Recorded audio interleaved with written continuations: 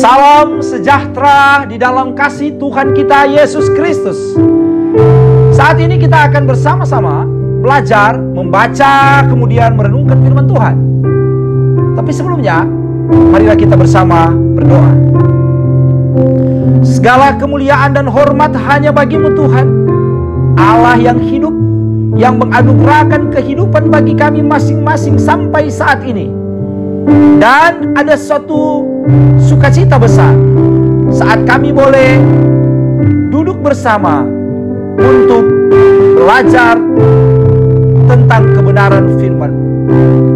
Roh-Mu yang kudus memberkati kami semua, supaya firman yang kami dengarkan menjadi berkat di dalam kehidupan kami, sehingga hidup ini berjalan dalam kehendak Tuhan, bukan berdasarkan apa yang kami pikirkan di tengah-tengah kehidupan yang dijalani. Berfirmanlah Tuhan, kami siap untuk membaca, merenungkan, dan melakukan firman-Mu. Amin. Saudara-saudaraku yang diberkati Tuhan, di saat ini kita akan membaca satu bagian Alkitab dari kitab Injil Matius pasal yang keempat, ayatnya yang pertama sampai ayatnya yang ke-11.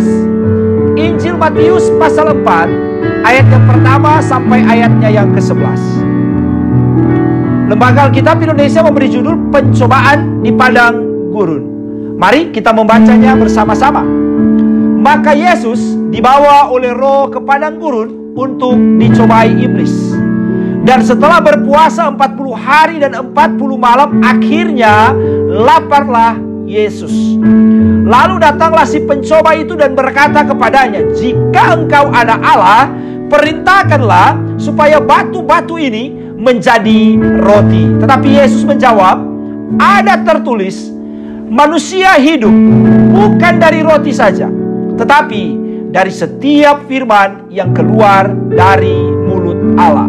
Kemudian iblis membawanya ke kota suci dan menempatkan dia di bubungan bait Allah, lalu berkata kepadanya, "Jika engkau anak Allah, jatuhkanlah dirimu ke bawah, sebab ada tertulis mengenai engkau, Ia akan memerintahkan malaikat-malaikatnya dan mereka akan menatang engkau di atas tangannya, supaya kakimu jangan terantuk kepada batu."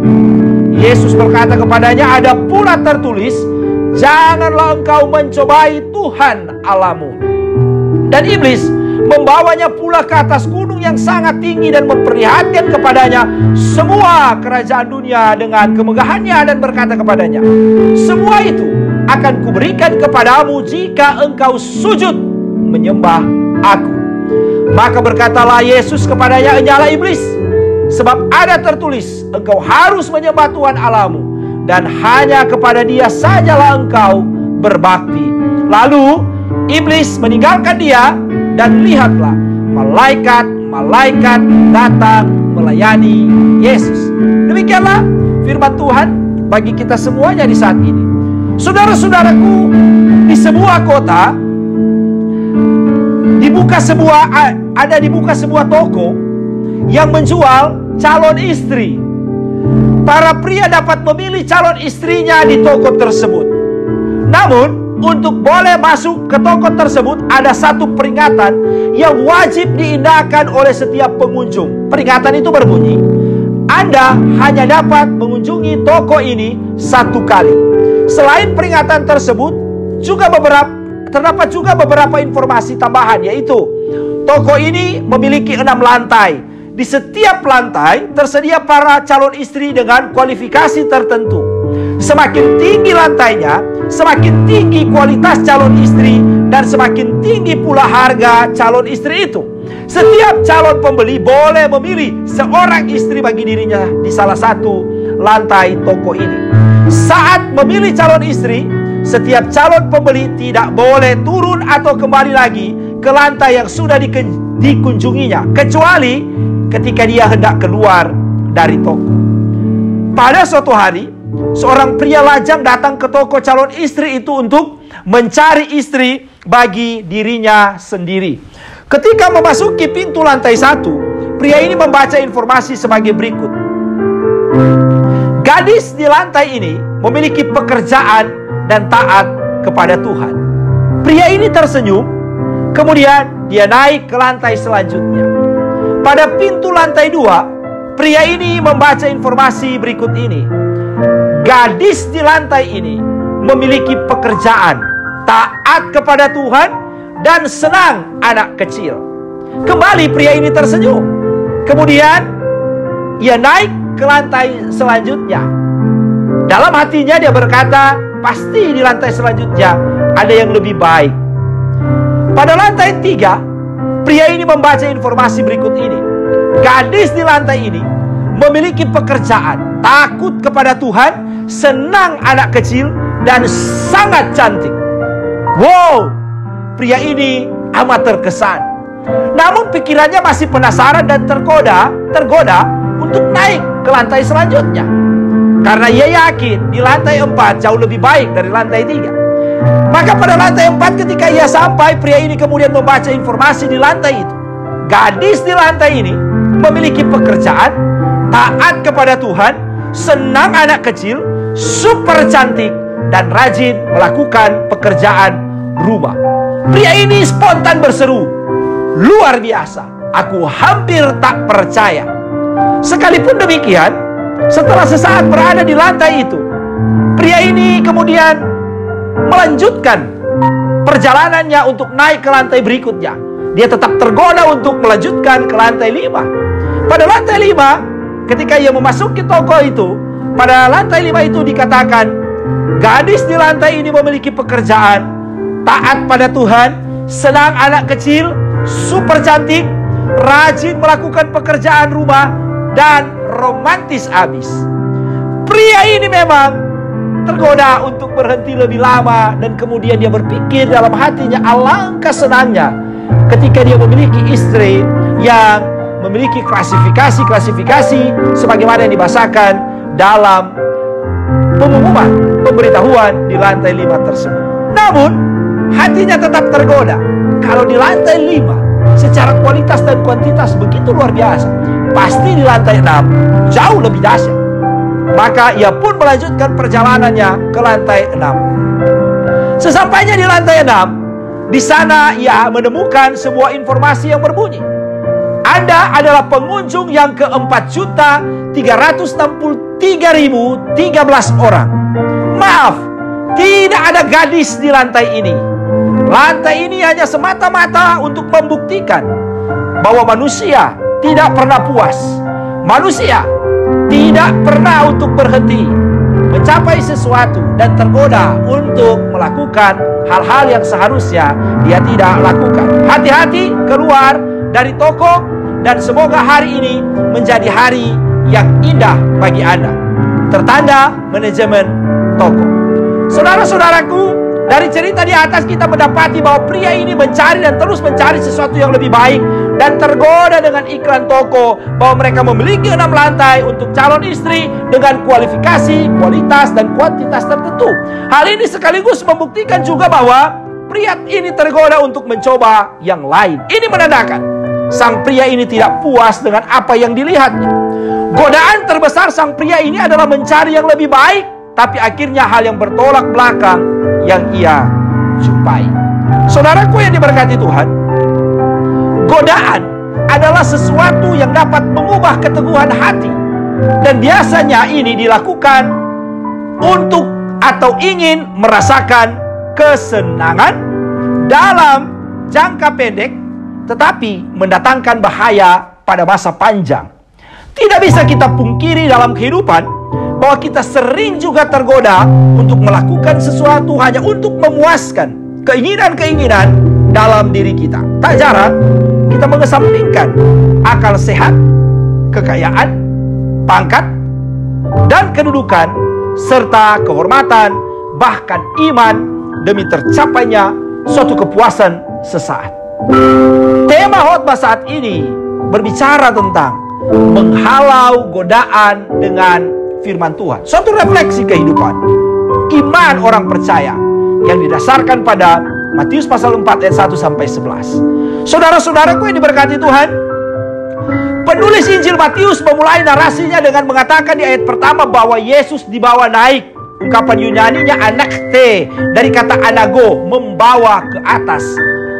Yesus dibawa naik, Yesus dibawa ke atas oleh Roh untuk dicobai. Ungkapan Yunani peirastenai, dari kata peiraso, mencoba, menguji atau menjebak. Siapa yang mencoba Yesus? Ialah iblis. Dalam ungkapan Yunani digunakan kata diabolu, dari kata diabolos. Kita membaca ternyata saat Roh bekerja, iblis juga tidak tinggal diam. Kemudian dari ayat pertama ini kita melihat konteks bahwa sesudah dari sungai Yordan, setelah Yesus dibaptiskan dan ada pernyataan, inilah anakku yang kukasihi, kepadanya lah aku berkenan, maka ia yang dikasihi Bapa ini harus berpindah lokasi ke tempat yang tinggi, yaitu di seputaran kota Yeriko, untuk digoda, dicobai, atau juga dapat dikatakan dijebak oleh iblis. Bagi kita yang pernah ke Israel, kita pasti familiar dengan sungai Yordan dan kota Yeriko. Karena lebih khusus di Yeriko, ada biara di tempat yang tinggi di atas bukit, sebagai tempat yang dipercaya sebagai lokasi ketika Yesus dicobai oleh iblis. Kita melihat di sini bahwa anak yang dikasihi itu harus melewati suatu tahapan ujian sebagai proses dalam karya selamat yang hendak dilakukan oleh Yesus. Proses ini tidak mudah, karena sebagaimana catatan di ayat kedua, Yesus berpuasa. Yesus sedang berpuasa 40 hari 40 malam, dan kemudian ia lapar. Dalam situasi inilah iblis menggunakan kelicikannya untuk mencoba Yesus, mulai dari ayat yang ketiga sampai ayat yang ke-10. Ada 3 hal yang menjadi jebakan, godaan, cobaan dari iblis kepada Yesus. Yakni pertama, ayat yang ketiga, iblis berkata, jika engkau anak Allah, perintahkanlah supaya batu-batu ini menjadi roti. Di sini jelas kita melihat korelasi atau hubungan dari kelaparan Yesus saat berpuasa dengan liciknya iblis untuk menjebak, mencoba Yesus dengan mengatakan agar Yesus mengubah roti dari batu-batu yang ada. Iblis tahu ketika Yesus sedang lapar, ya siapa tahu dengan jebakan batu menjadi roti bisa berhasil menggagalkan misi Yesus. Iblis mencoba mengalihkan hal-hal rohania yang sedang dikerjakan oleh Yesus, yakni berpuasa, kepada hal-hal jasmania, yaitu makanan, yaitu roti yang menjadi kebutuhan hidup. Pada jebakan pertama ini, iblis mendapati bahwa ia gagal. Karena pada ayat 4 Yesus menjawab, ada tertulis, manusia hidup bukan dari roti saja, tetapi dari setiap firman yang keluar dari mulut Allah. Menarik jawaban Yesus di sini, karena Yesus mengutip firman dalam Taurat, yaitu di Ulangan 8 ayat 3. Ini hendak menyatakan kalau dulu orang Israel yang adalah bangsa pilihan gagal karena bersungut-sungut dalam kelaparan di padang gurun dan meragukan Tuhan, sekarang Yesus yang adalah anak Allah itu tidak gagal. Hal yang kedua, dalam pencobaan, ayat yang kelima, iblis tidak berhenti pada usaha yang pertama. Bukan karena kemudian ia melanjutkan yang pertama, karena kemudian ia melanjutkan. Sekali lagi, karena kemudian ia melanjutkan cobaan, jebakannya kepada Yesus. Sekarang iblis membawa Yesus di bubungan bait Allah. Kita melihat iblis mengubah tempat lokasi dari Yeriko yang membawa Yesus ke kota suci, Again Polin, dari kata Agios Polis, yakni Yerusalem. Dengan liciknya iblis juga menggunakan ayat firman. Di sini pada pencobaan kedua, iblis menggunakan firman Tuhan, membalas ucapan Yesus yang mengatakan manusia hidup bukan dari roti saja. Iblis menggunakan firman Tuhan di ayat yang ke-6 yang ia kutip dari Mazmur 91 ayat 11 sampai 12. Jika engkau anak Allah, jatuhkanlah dirimu ke bawah, sebab ada tertulis mengenai engkau, ia akan memerintahkan malaikat-malaikatnya dan mereka akan menatang engkau di atas tangannya supaya kakimu jangan terantuk kepada batu. Dalam usaha yang kedua ini, dalam usaha mencoba Yesus, dalam usaha menjebak Yesus dengan ungkapan Mazmur 91 ayat 11 sampai 12, karena memang ada tertulis malaikat akan menjaga dan membuat kakinya tidak terantuk. Peluang ini dicoba oleh iblis, ya kali-kali bisa atau berhasil. Tetapi sekali lagi Yesus dengan tegas mengatakan di ayat 7, ada pula tertulis, janganlah engkau mencobai Tuhan Allahmu. Pada pencobaan kedua, iblis pun tidak berhasil. Yesus malah menegaskan suatu sikap yang tegas, bahwa sekalipun kita tahu kebenaran dalam firman, bukan berarti itu dapat membuat kita mencobai Tuhan. Ayat yang ke-8, sekali lagi, iblis tidak menyerah. Ada godaan-godaan, ada jebakan-jebakan, ada cobaan-cobaan. Yang ketiga yang ia lakukan, ia pikir pasti berhasil dengan membawa Yesus di atas gunung yang sangat tinggi. Matthew Henry mengatakan, bisa jadi ini adalah gunung Pisgah. Pisgah berarti dibelah. Dari gunung ini memang dapat dilihat hampir sebagian besar Israel, bahkan gunung Hermon. Di atas gunung itu iblis melancarkan rayuan mautnya yang terakhir yang dicatat di ayat 9. Semua itu akan kuberikan kepadamu jika engkau sujud menyembah aku. Kita melihat kelicikan iblis yang merasa diri sebagai penguasa dunia dan menginginkan penghormatan dan penyembahan dari Yesus sang penguasa sorga, tapi juga adalah penguasa dunia. Ungkapan Yunani mengatakan peson proskuneses, dengan sujud, dengan berlutut. Artinya iblis mau Yesus bersujud, Yesus berlutut, Yesus menyembah iblis. Dalam terjemahan New International Version, if you will bow down and worship me. Iblis memperlihatkan betapa megah kerajaan dunia, dan ia menghendaki pengakuan Tuhan atas kekuasaannya dengan cara Yesus harus sujud menyembah kepadanya. Tetapi kali ini Yesus di ayat 10 dengan tegas mengusir iblis dan mengatakan, "Enyala iblis." Dalam ungkapan Yunaninya dikatakan Eupage satana, dari kata eupago satanas. Menarik melihat perubahan kata dari diabolos, iblis, di awal-awal kisah menjadi satanas atau setan. Iblis diterjemahkan sebagai yang bicara jahat, pemfitnah, yang menuduh tidak benar, menjadi setan, yang diartikan sebagai lawan, musuh, seteru. Dengan demikian di sini menegaskan bahwa iblis sang penipu dan sumber ketidakbenaran menjadi musuh, lawan, dan seteru Tuhan. Penegasan ini penting untuk kita mengerti, karena ayat selanjutnya mengatakan iblis yang kalah ini dan menjadi lawan itu pergi meninggalkan Yesus, dan kemudian Yesus dilayani. Ungkapan Yunaninya diekoneun, dari kata diokoneo, melayani atau melayani meja. Kita mengingat kata diaken, seorang yang melayani, termasuk melayani meja. Oleh siapa? Yesus dilayani oleh malaikat-malaikat yang datang dalam catatan ayat yang ke-11. Dengan demikian menjadi jelas bagi kita bahwa kemenangan Yesus secara rohani ini kemudian menghadirkan berkat jasmani, yaitu makanan atau kebutuhan pokok yang dilayani, yang diberikan oleh para malaikat-malaikat yang datang melayani Yesus. Saudara-saudara yang dikasihi Tuhan, melalui firman Tuhan saat ini kita diingatkan untuk pertama, saat Roh menyertai kita, bukan berarti kita bebas dari segala godaan, cobaan, dan jebakan-jebakan dalam kehidupan yang kita jalani. Jangan pernah berpikir bahwa kita aman dan nyaman. Ingatlah selalu bahwa menjadi orang percaya berarti selalu siap untuk diuji, selalu siap untuk diproses. Ibarat kita hendak naik kelas, tentu harus melewati ujian. Demikianlah dengan kehidupan iman kita. Naik level memang tidak mudah karena ada banyak ujiannya. Tapi kalau kita sudah melewatinya, maka kita akan naik karena Roh Tuhan menyertai kita.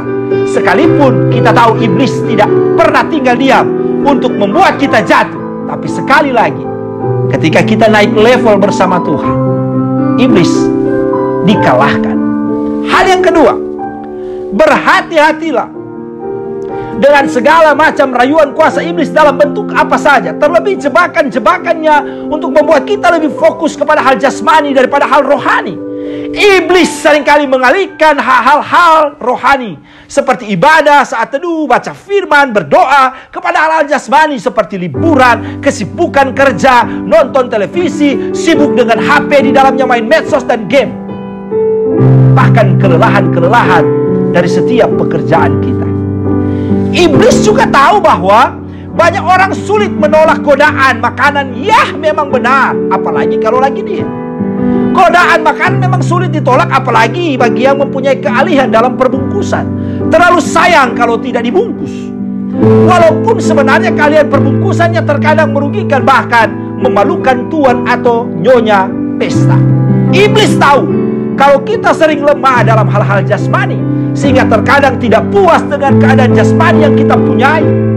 Termasuk seperti pasangan yang kemudian telah berubah bentuk dan ukuran, sehingga godaan untuk melirik dan mendapatkan yang baru seringkali terbuka.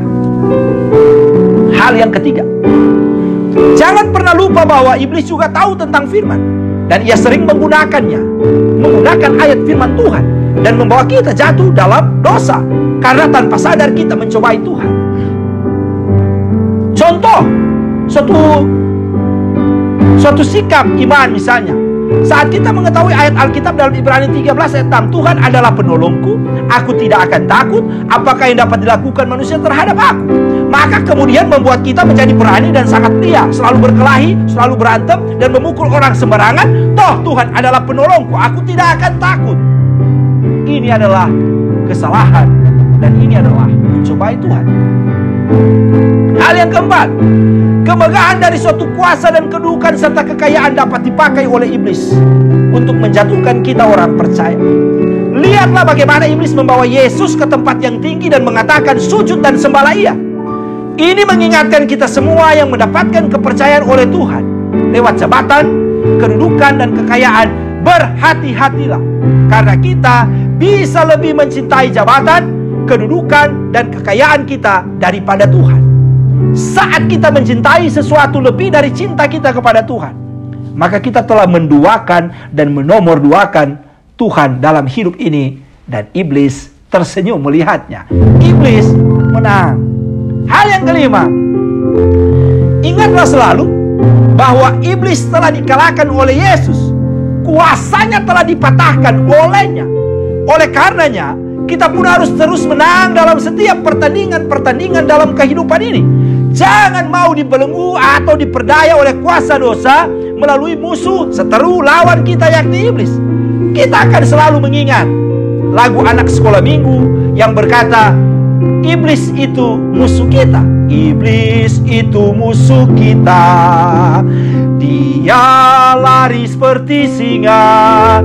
Dia kata itu ini, dia lari sana sini. Iblis itu musuh kita. Tapi kita punya Yesus. Yesus yang adalah juru selamat kita. Karenanya ungkapan lagu sekolah minggu ini kemudian dilanjutkan dengan lirik yang mengatakan, Yesus juru selamat kita, ia mati di Golgota, dengan darahnya yang mulia dia tebus dosa kita. Yesus juru selamat kita. Saudara-saudara, jangan pernah memberi kesempatan bagi iblis untuk menang dan berkuasa atas hidup kita. Tapi biarlah Yesus terus bertahta dan menguasai hidup kita melalui kebenaran firman yang menjadi pelita dalam hidup kita. Sebagaimana bacaan saat ini, setiap pencobaan Yesus selalu membahasakan ada tertulis. Setiap pencobaan, jebakan, godaan dari kuasa kegelapan, mari merenungkan setiap pencobaan ini dengan menghalaukannya melalui rajin tekun membaca firman dan melakukannya dalam kehidupan kita sehari-hari. Tuhan Yesus memberkati. Kita berdoa.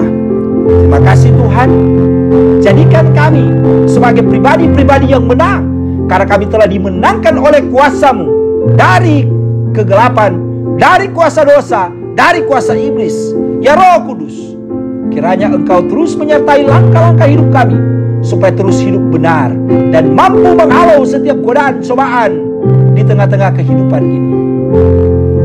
Terima kasih Bapa. Kami bersyukur untuk setiap kebaikan-Mu, termasuk kebenaran firman di saat ini. Di dalam nama Yesus kami berdoa. Amin.